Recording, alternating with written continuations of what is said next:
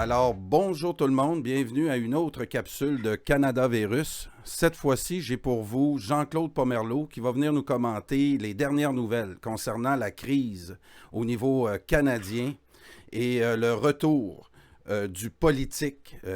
Jean-Claude, dans une des capsules qu'on a fait paraître sur Vigile, nous a déjà parlé il y a environ un mois du retour du politique et du retour du nationalisme économique.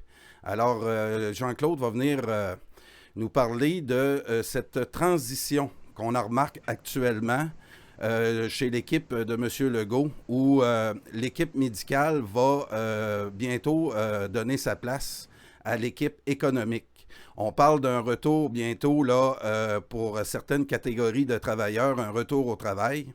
Alors, j'ai avec vous Jean-Claude. Salut Jean-Claude, comment ça va? Ah, ça va bien. Salut Carl et salut tout le monde. Écoute, c'est ça, tu évoquais les deux dernières capsules qu'on avait faites. L'avant-dernière, c'était le retour du politique parce que ça s'est imposé pour tout le monde, puis c'est clair pour les observateurs. Euh, on revient aux intérêts d'État et puis à la souveraineté de souveraineté alimentaire, souveraineté économique, etc.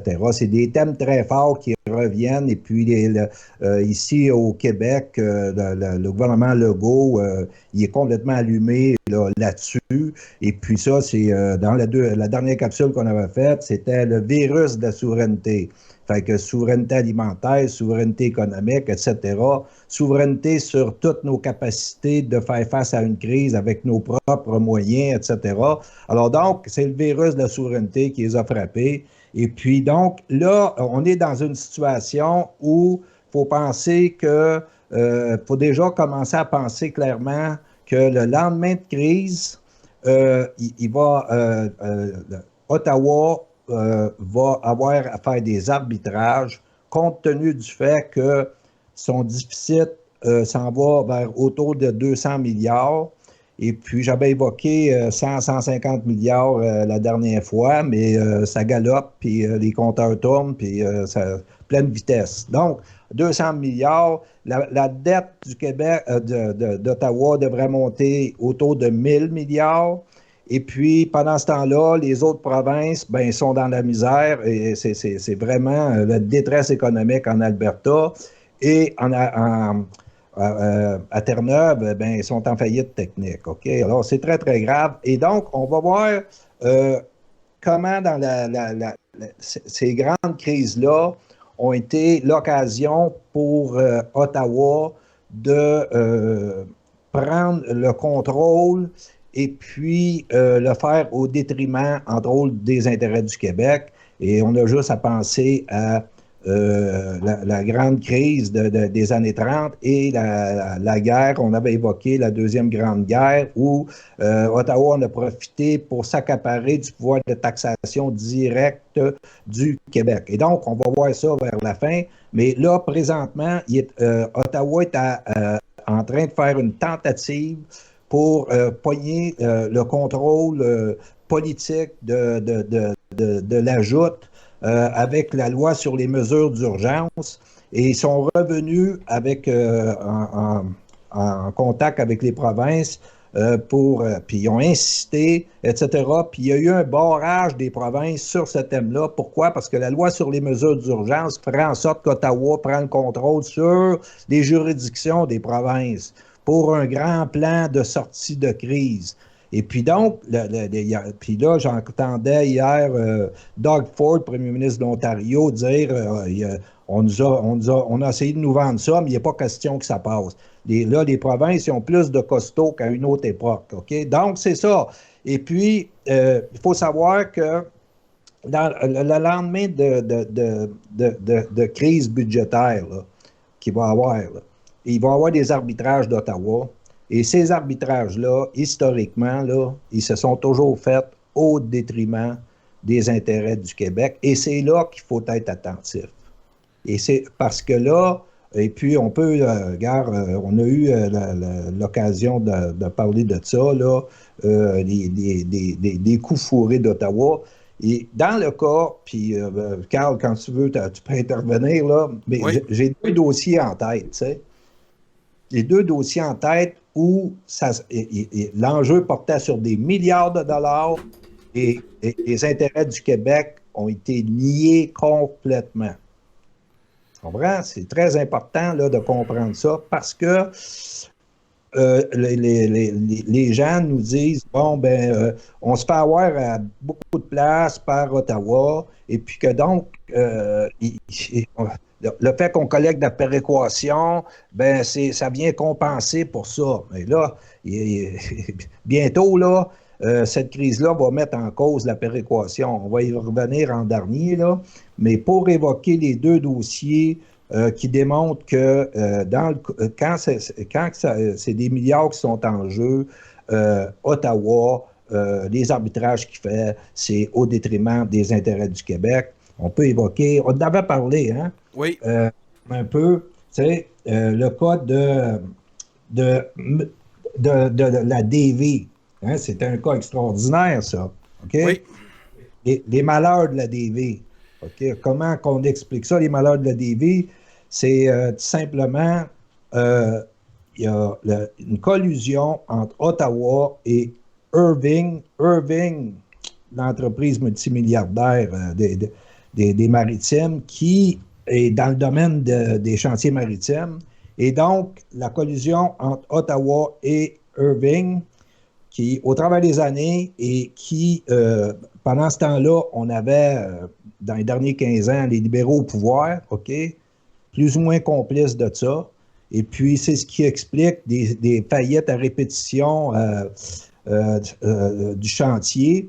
Le chantier qui a les 50% des capacités de construction maritime au Canada, OK?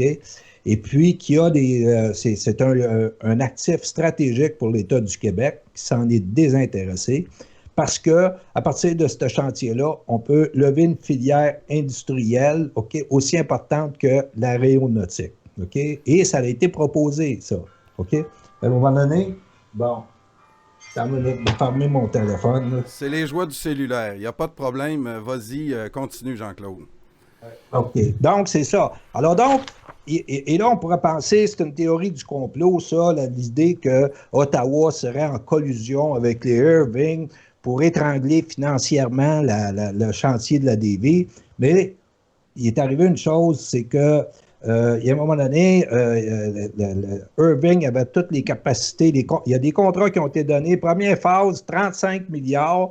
Puis après ça, ça a monté à 100 milliards. Puis il y avait des grenailles pour le chantier de la DV, alors que sur ce 100 milliards-là, on va au moins payer 20 milliards. Tu comprends? Ah oui, ah oui. Alors, ça va pas d'allure. C'est juste pour te dire l'arbitrage, là. Comment c'est anti-Québec quand c'est des enjeux de milliards. C'est juste ça que je veux démontrer. Et là, on pourrait me dire que c'était une théorie du complot, là, mais gars, parce que le chantier, il avait connu des faillites successives, puis donc il n'était pas en mesure d'être présent sur les appels d'offres. Mais tout ça, ça a été manipulé. Alors donc, celui qui nous démontre clairement qu'il y avait collusion, c'est le vice-amiral Norman, Mark Norman. Oui. Lui, à un moment donné, lui, il est pogné, il y a une flotte, et puis il a besoin des bateaux d'approvisionnement. Et puis là, les seuls qui peuvent fournir ces bateaux-là, c'est la DV. Et là, c'est là qu'arrivent les pinottes, tu comprends? Oui. Et là, c'est Stu Harper, puis là, ils vont donner 2 contrats pour des bateaux d'approvisionnement, parce que sinon, la marine n'est pas capable de remplir ses missions. Ils n'ont pas d'autonomie, tu comprends? Fait que, lui, Norman, c'est un vrai, puis lui, c'est un vrai Canadien, un patriote, puis pour lui, la marine, c'est précieux. Et puis donc, là, il va se rendre compte que quand les libéraux reprennent le pouvoir, là, les contrats sont mis sur pause, puis il va s'apercevoir que finalement, c'est sous la pression de Irving, il l'a dit dans un courriel, OK?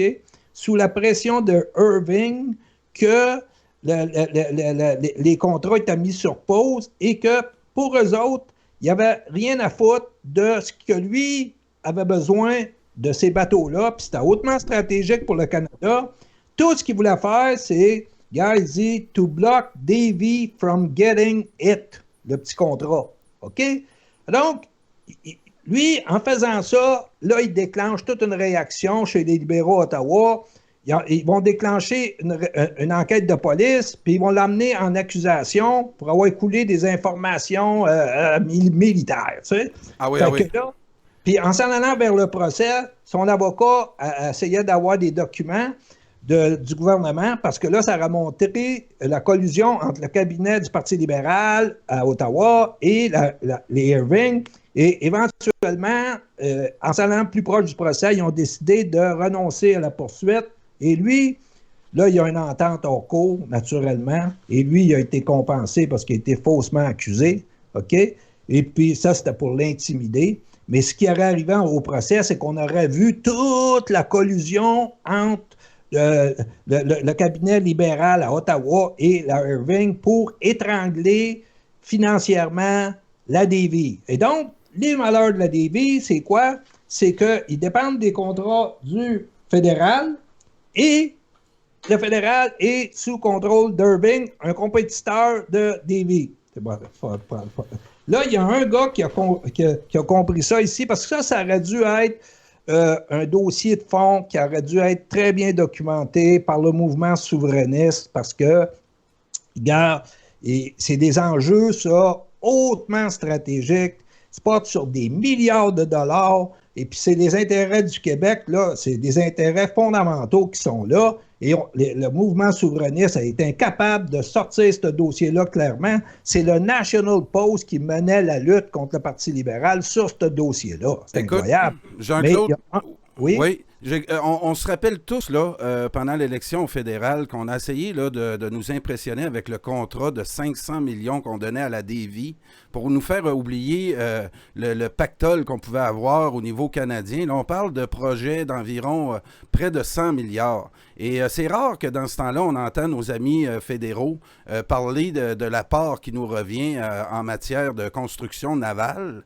Et on a essayé, là, vraiment, même dans la région de Québec, d'essayer de nous vendre ça comme un grand cadeau du fédéral.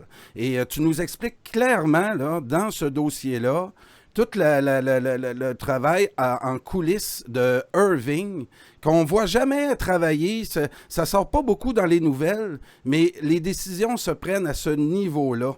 Irving emmène très large dans la politique est-canadienne et son chantier maritime au Nouveau-Brunswick, c'est la Miel Davy qui en fait les frais. Il protège son industrie. Donc, quand est-ce qu'au Québec, on va avoir des gens là qui vont penser au Québec avant les autres? C'est ce qu'on va voir là bientôt.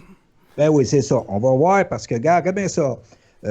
Sur le dossier, au moment où il abandonne des procédures, là, il y a Mario Dumont. Lui, il a très bien compris. C'est résumé. Le titre, c'est un déshonneur. OK? Et qu'est-ce qu'il dit?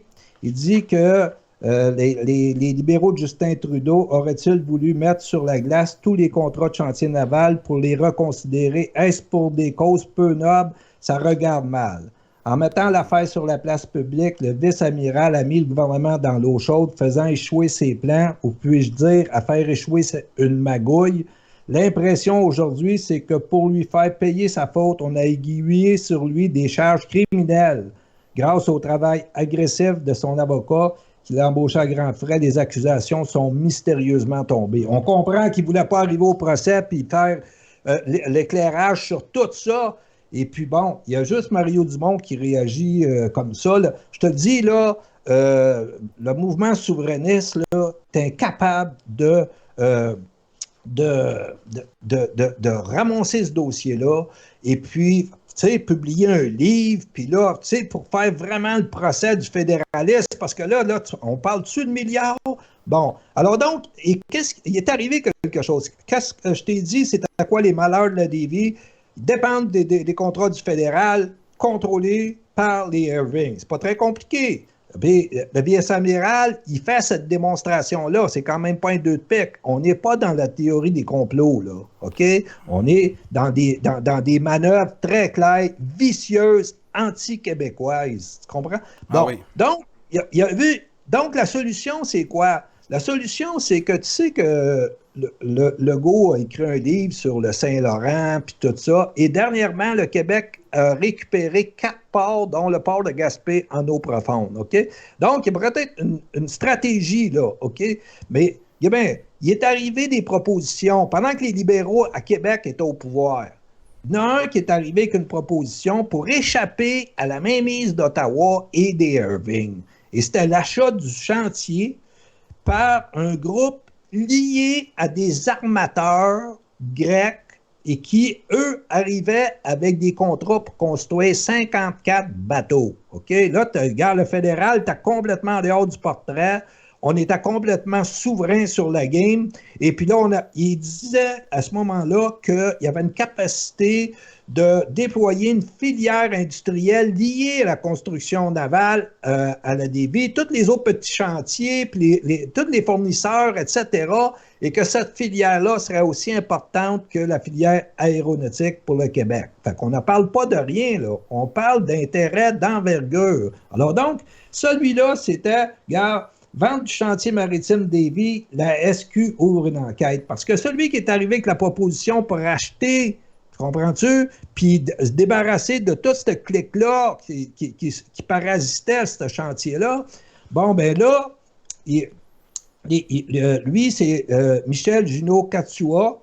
Il était président de la firme JKI Davie. Et puis, il y avait les armateurs grecs derrière. Mais il s'est fait écarter, comprends-tu? Et puis, il y a une partie de ce game-là qui s'est jouée au moment où le Parti québécois revenait au pouvoir en 2012. Et eux, ils sont fait endormir complètement parce que tout était scellé. Et puis ça, c'était la gestion du gouvernement libéral du Québec là, qui laissait aller toute cette gang-là. Il arrivait des choses incroyables. Hein? C'est que quand il arrivait en période d'élection, là, il y avait comme un timing pour cette gang de clics-là pour dire on met le chantier en faillite, il y a des pertes d'emploi et on a besoin d'aide du gouvernement du Québec. Ça fait que comme il s'en allait en élection, il se dépliait tout le temps à l'aide pour pas être en campagne électorale avec le chantier qui est fermé. Tu comprends? Oui. Je veux dire, fait que il y a même une manœuvre qui a été faite sur... ils ont emprunté pour construire un bateau qui allait se vendre à l'international, mais il y avait une partie de la finition du bateau qui devait se finir à l'étranger. Et donc, quand le bateau a passé les frontières maritimes puis est entré dans les eaux internationales, la compagnie a déclaré faillite. Tu comprends-tu? Le Québec oui. C'est juste de ça à répétition. Tu comprends-tu? C'est une histoire d'horreur. Et là, lui, Michel Junot-Katsua, avec son projet, là, il se débarrassait de tout ça. Mais les libéraux au Québec, de Jean Charest, ils ont fait en sorte qu'il a été écarté de la proposition, que c'est d'autres crosseurs qui ont ramassé le chantier, etc.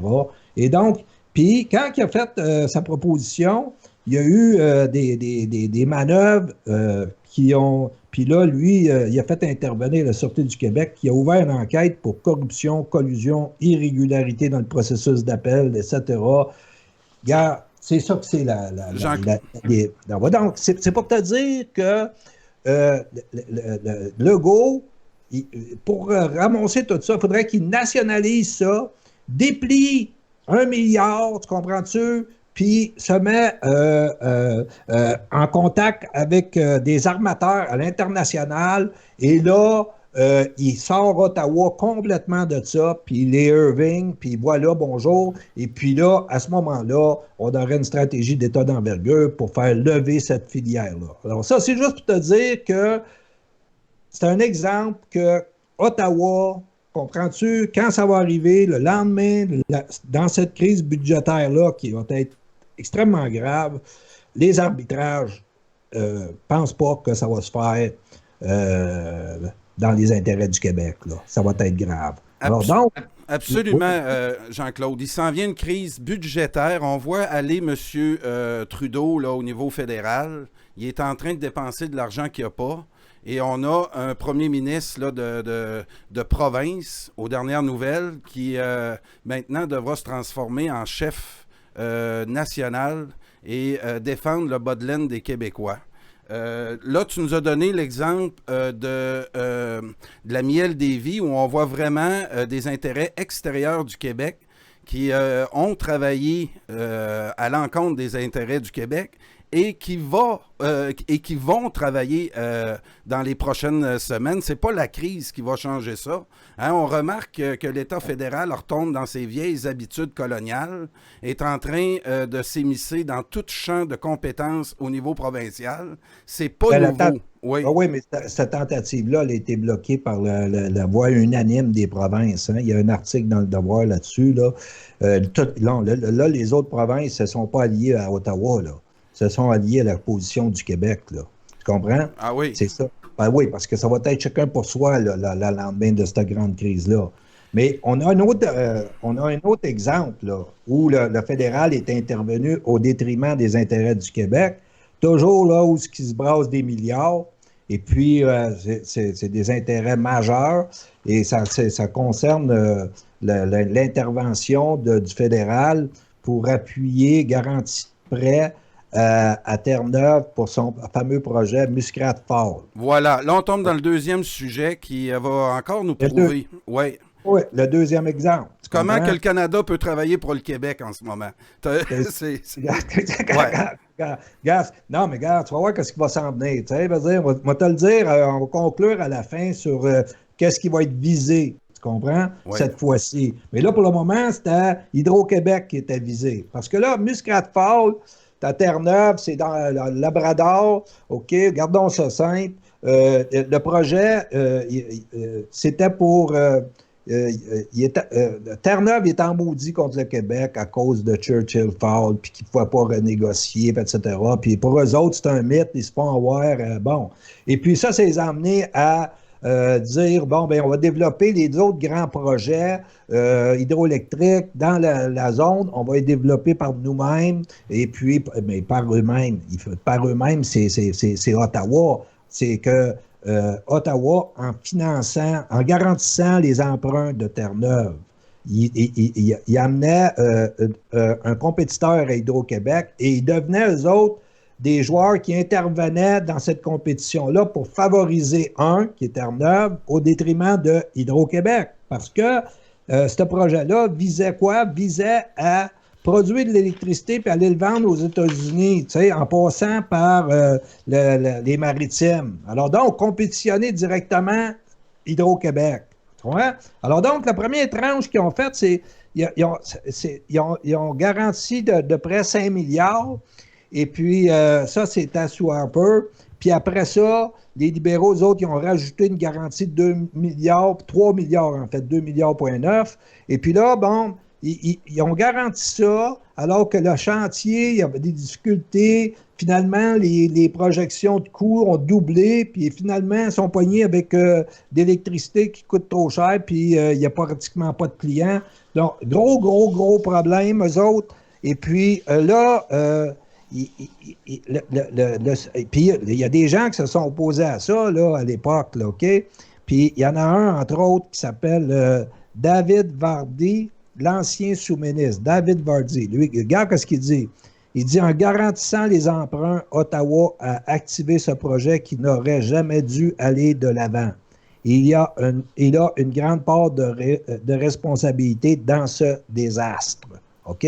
Maintenant, quelque chose d'intéressant, par contre, parce que à vouloir jouer contre le Québec, il se place dans une situation où le Québec sort d'une situation de crise avant les autres et que le Québec a des moyens et le levier d'Hydro-Québec peut être mis à contribution parce que Terre-Neuve est en faillite technique. Là.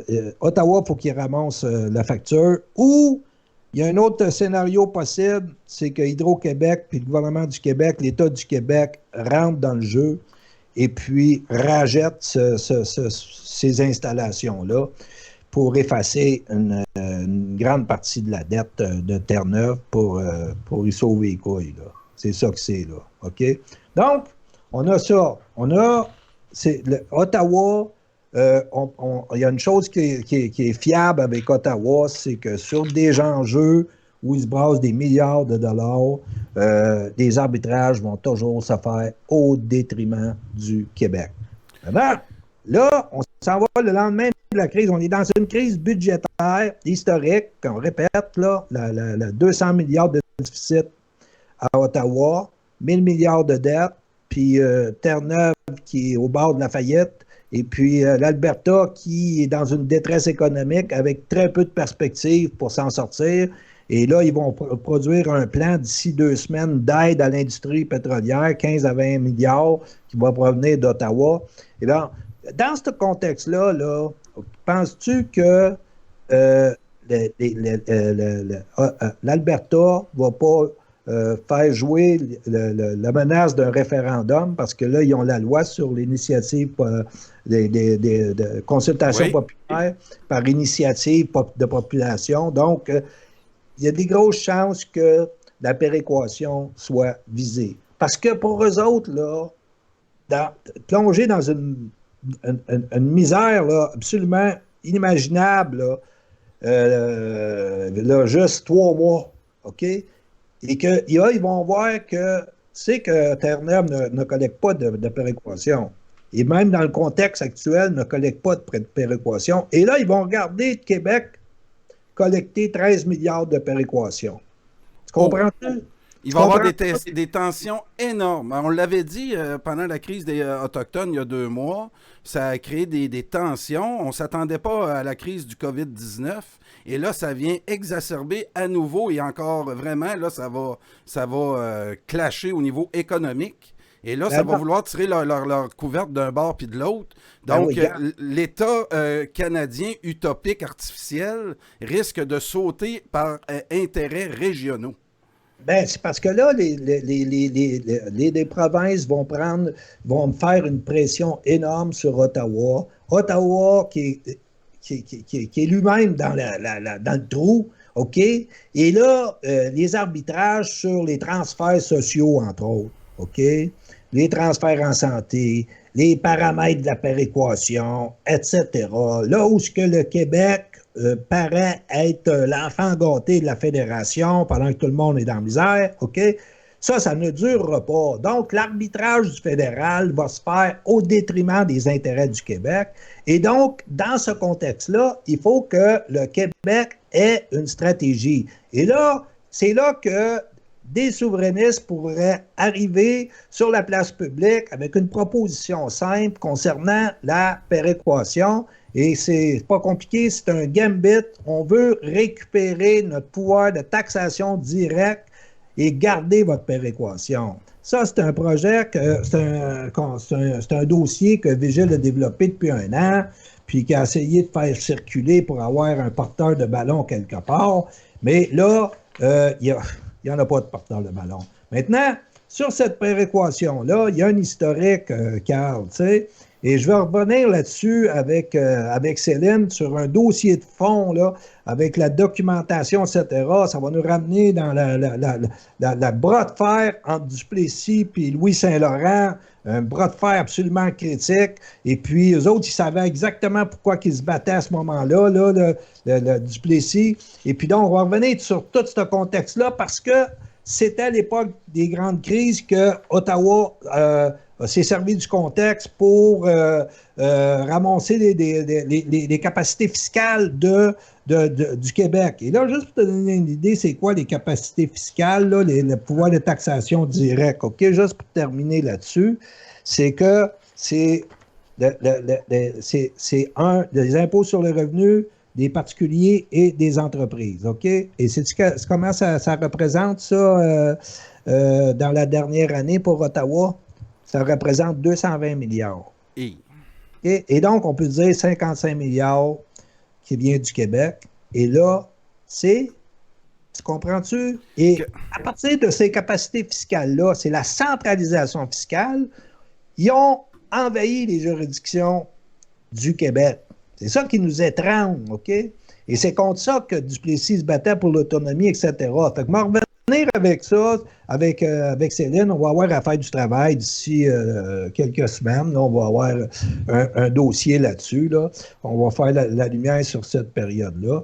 Puis, parce que c'est très important parce qu'on va revenir dans le contexte d'une grande crise, avoir à défendre l'autonomie du Québec et ses moyens. C'est ça. Alors, c'est ce qu'il faut prévoir et ça va arriver dans pas grand temps, là, tu sais, parce qu'on va sortir de la crise, nous, au Québec, avant les autres, puis on va sortir en meilleure forme budgétaire.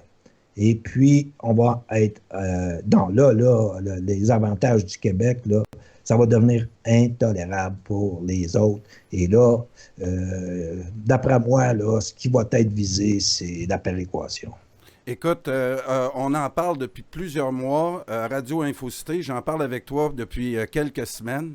Cet argumentaire du Canada là, qui était rassurant avec la péréquation, avec la pension de vieillesse, on va vivre des gros problèmes budgétaires au niveau canadien. Plusieurs ont des intérêts. Certaines régions sont en faillite. Et on va suivre ça attentivement dans les prochaines semaines, Jean-Claude. Avais-tu des choses à rajouter?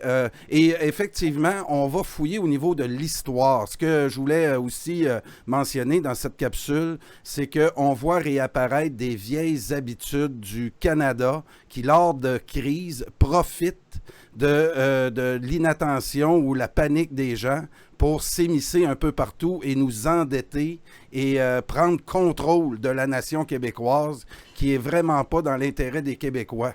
Donc, on va voir, on le dit depuis une couple de mois aussi, il y a des plaques tectoniques qui vont tomber en collision dans les prochaines semaines entre régions du Canada et ça va être très intéressant à suivre. La crise pétrolière aussi, au niveau albertain, va créer des tensions dans l'Ouest, des tensions dans l'Est. Alors, ça va être à suivre. Oui, bien, moi, ce que je voudrais ajouter, c'est que quand on a fait la proposition de Vigile sur la péréquation comme stratégie pour contrer tous ces blablas-là, puis regarder c'est à quoi le grand jeu, eh bien, les souverainistes, et là, je te parle des souverainistes au Bloc, je parle des autres, c'est qu'eux autres, ils défendaient la péréquation, en se disant, ben, on se fait avoir ailleurs, on l'a vu, où ce qu'on se faisait avoir, entre autres, 2 dossiers qu'on a illustrés, mais on se fait avoir ailleurs, donc on a le droit à la péréquation. Ah, c'est la péréquation, là, tu comprends ça? C'est la tutelle, puis c'est le ciment de la fédération. Tu comprends? Puis là, tu as des souverainistes qui ne comprennent pas pantoute qu'il y a une lutte historique de mener pour récupérer notre pouvoir de taxation directe. Je veux dire, c'est pas fort, là, tu sais. Fait que, on va avoir l'occasion d'en parler parce que on était très déçus de produire cette suggestion-là, Vigile, auprès des souverainistes, puis de ne pas avoir eu d'oreille. Au contraire, on avait des souverainistes qui défendaient la péréquation, qui défendaient le statu quo de la péréquation. Ah oui. Tu comprends-tu? Même la dans le camp de Trudeau pour défendre la péréquation, alors que l'Alberta la remettait en question, puis ça nous ouvrait une porte pour une dynamique politique qui était très intéressante, là, tu sais. Puis anyway, on va devoir y revenir. Écoute, je suis en train de montrer aux auditeurs là, les déficits budgétaires de l'Alberta des 10 dernières années. Et la propagande au Canada a vraiment fonctionné, même au Québec, que c'était l'Alberta qui payait nos services sociaux. On nous a dit toutes sortes de choses concernant le pétrole albertain.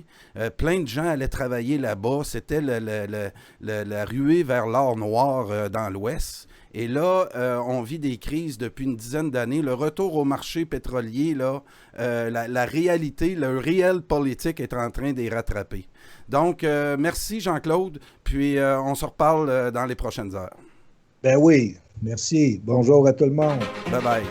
Bye bye.